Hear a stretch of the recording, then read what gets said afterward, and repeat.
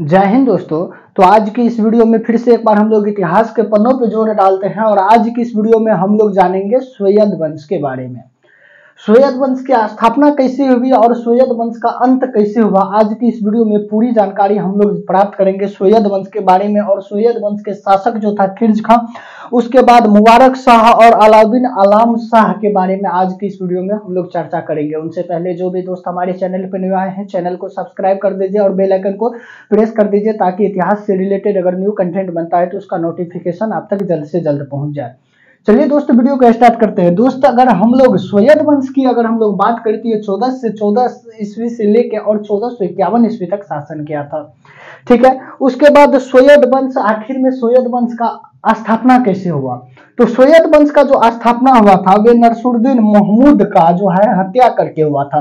नरसुरुद्दीन महमूद जो था वे तुगलक वंश का अंतिम शासक था और अंतिम शासक होने के कारण से वे डरपोक था। जब जो है तैमूर लंग ने जब भारत पर आक्रमण किया था तो उस समय खिल्ज खां उनका साथ दिया था तैमूर लंग का, और खिल्ज खां जैसे ही उनका साथ दिया था तो नरसुरुद्दीन महमूद जो था वे डर से दिल्ली की राजगद्दी छोड़ के भाग गए थे। और 1414 ईस्वी में जैसे घूमते फिरते हुए आया तो खिल्ज खां उनकी हत्या कर दी। किसकी? तो नरसुरुद्दीन महमूद की। और नरसुरुद्दीन महमूद की हत्या करने के बाद खिल्ज खां बोला क्या, जो ना तो हम जो है तुम्हारा कोई सेनापति थे और ना ही हमें कोई वंशज है, यानी ना तो हम तुम्हारा खानदान का थे, तो आखिर में हम तुम्हारे वंश में क्यों रहे? तो इसने अलग वंश बना लिया जिसका नाम रखा सैयद वंश। ठीक है, अब सैयद वंश का जो स्थापना हुआ था, सैयद वंश का स्थापना 1414 ईस्वी में हुआ था और कौन किया था? तो खिल्ज खां किया था।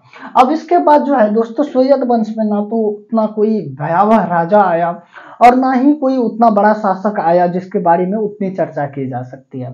ठीक है, तो पर भी जो भी है हम लोग जानते हैं। अब देखिए दोस्तों, सैयद वंश की अगर स्थापना की बात करें तो वे 1414 ईस्वी में हुआ था और 1414 ईस्वी से लेकर 1491 ईस्वी तक, यानी 51 ईस्वी तक जो है सैयद वंश चला था। और संस्थापक जो था वे खिल्ज खां था। खिल्ज खां खुद यानी खिल्ज खां था और ये पैगंबर मोहम्मद साहब का जो कहता है ना सैयद वंश, वे जो इस्लाम धर्म का संस्थापक था उसका ही वंशज माना जाता है सैयद वंश को। और यह एक पहला मुस्लिम यानी इस्लाम धर्म का शासक था जो कि शिया वंश का था और पहला ये वंश था जो शिया वंश से बिलोंग करता था। ठीक है, अब खिल्ज खां जो था, खिल्ज खां यानी तैमूर लंग का पुत्र एवं शाहरुख का प्रतिनिधि मानता है। अब खिल्ज खां खुद को किसका पुत्र मानता है? तो तैमूर लंग का पुत्र मानता है और कहता है शाहरुख का हम प्रतिनिधि थे। अब ये जो है 1958 ईस्वी में तैमूर लंग ने जब भारत पर आक्रमण कर रहा था तो खिल्ज खां जो है तैमूर लंग की सहायता की, हेल्प की, जो आइए भारत में इस प्रकार से आप जो है आक्रमण कीजिए और यहाँ कीजिए, ऐसे कीजिए। एक तो होता है डैडी विकेट, इनको दिशा निर्देश दिया जो यहाँ पर इतना भयावह राजा है, ऐसे है वैसे है, हर तरह से इनका सहायता दी।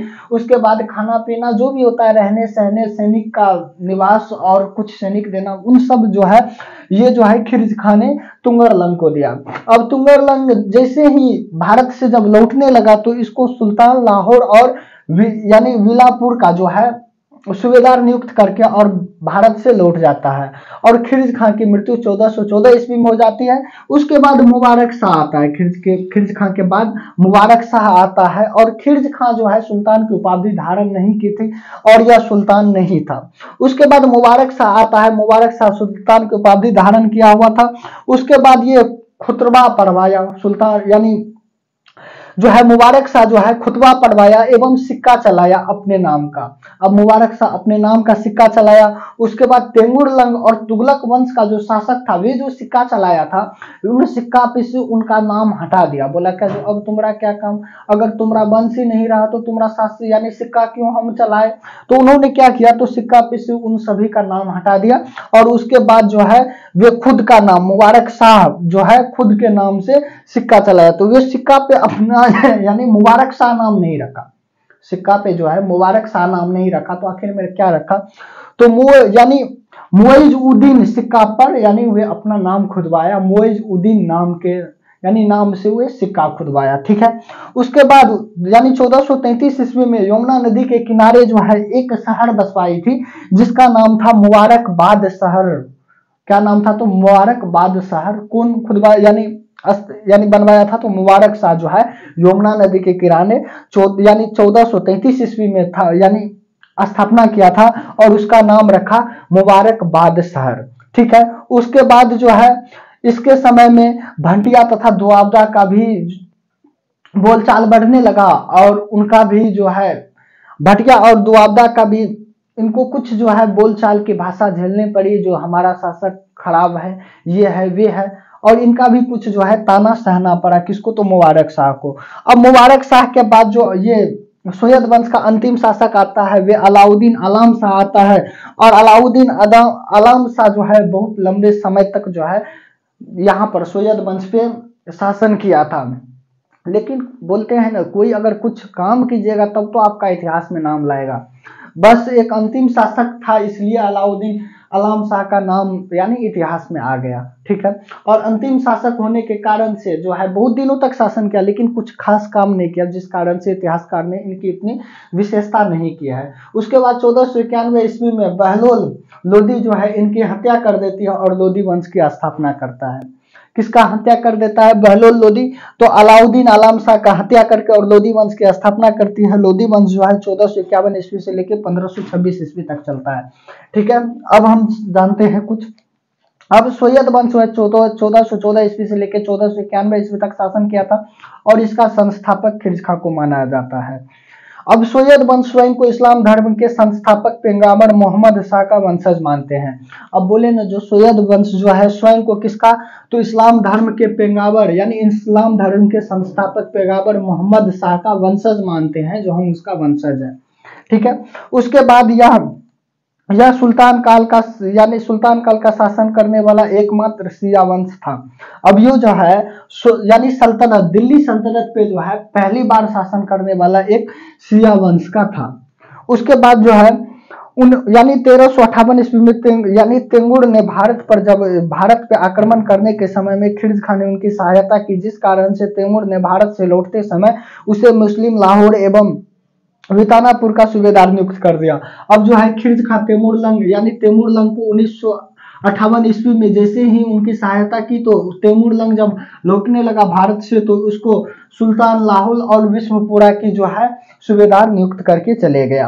अब 1414 ईस्वी में खिरज खां दिल्ली के गद्दी पर बैठा था। अब 1414 ईस्वी में जो है खिरज खां दिल्ली के राजगद्दी पर बैठा था। खिरज खां ने कभी भी सुल्तान की उपाधि धारण नहीं की थी, बल्कि उसने स्वयं को रेतिया ए अल्लाह कहा। अब जो है सुल्तान यानी खिरज खां जो है कभी भी सुल्तान की उपाधि धारण नहीं की थी, ये तो हम पहले ही बता दिए थे। और ये स्वयं को जो रेतिया ए अल्लाह कहा था, और स्वयं को क्या कहा था? तो रेतिया ए अल्लाह कहा था।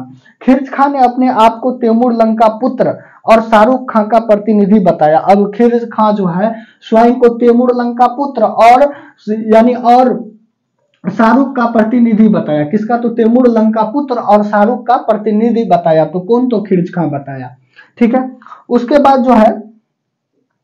उसके बाद खिरज खां की मृत्यु 1421 ईस्वी में हो जाती है और 1421 ईस्वी में जो है इनकी मृत्यु हो जाती है। किसकी? तो खिरज खां की। सॉरी, यहाँ पर बोर्ड पे गलत लिखा हुआ है, 1421 ईस्वी होगा।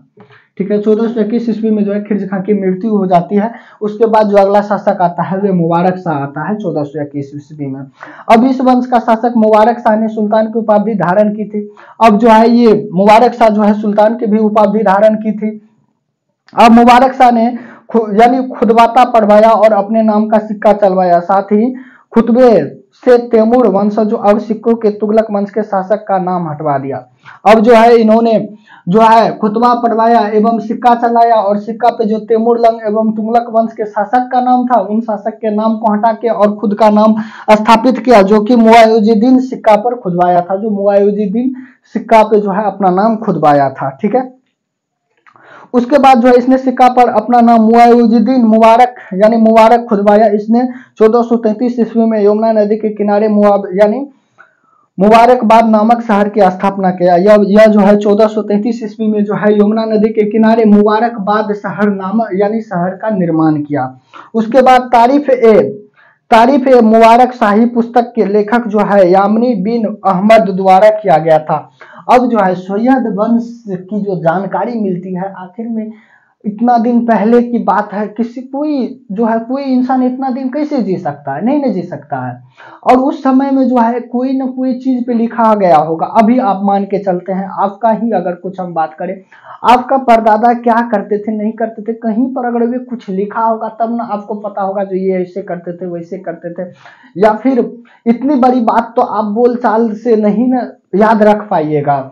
अब मान के चलते हैं आपके गांव का नाम क्या था उनसे पहले, अब क्या हो गया, वे तो आपको पता नहीं। अगर वही कहीं पर अगर लिखल रहता तब तो पता रहता जो मेरा गांव पहले ऐसा था, धीरे धीरे उनको पढ़ते तो जानकारी प्राप्त होती।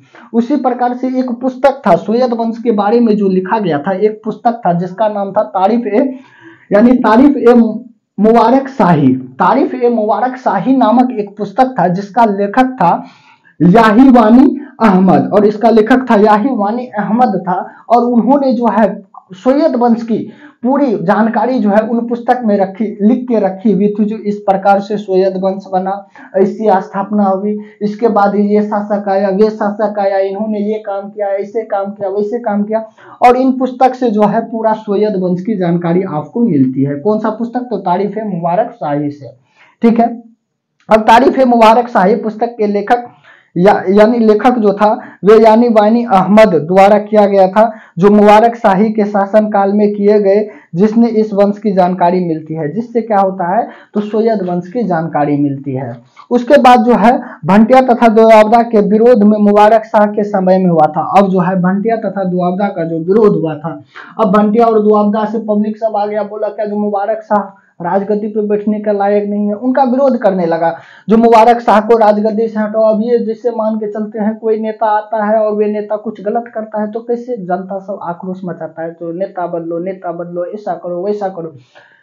यानी उस समय भी ऐसा बात नहीं था, जब राजा अयोग आता था तो पर भी यानी वहां के जो जनता थे वे अपना शासन चलाने के लिए जो है विरोध उत्पन्न करता था। और वे विरोध किनको सहना पड़ा?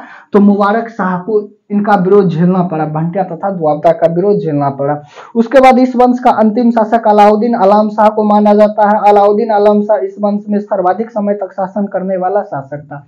अब अलाउद्दीन आलम शाह जो है सैयद वंश पे बहुत अधिक तक शासन किया था। अब इनका ही देखिए, अब ये जो आया 1414 में आया, 1421 में गया, इधर 26 21 7 साल रहा।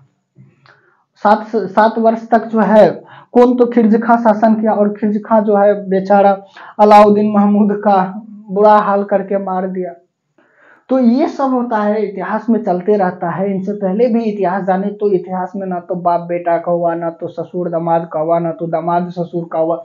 हर तरह की चीज को अभी तक पढ़ते आए हुए हैं, और इनसे आगे भी हम लोग जानते जाएंगे, जो कोई किसी का नहीं होता है। ठीक है। तो ये इतिहास होती है राज्य गद्दी की। वही ना कहता है राजनीतिक की लड़ाई में ना बाप बेटा का होता है और ना बेटा बाप का होता है, इसलिए राजनीतिक में उतना ज्यादा भी नहीं पढ़ना चाहिए।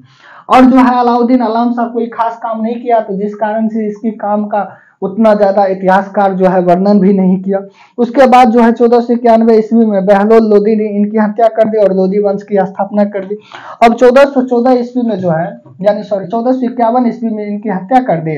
अब बहलोल लोदी ने इनका हत्या कर दिया। तो अब बहलोल लोदी भी बोला जो आखिर में ना तो हम किसी का सेनापति थे और ना ही हम किसी का शासक थे, और ना ही हमको ये जो संपत्ति मिल रहा है, ना ही मेरा कोई पूर्वज जो है पूर्वज था।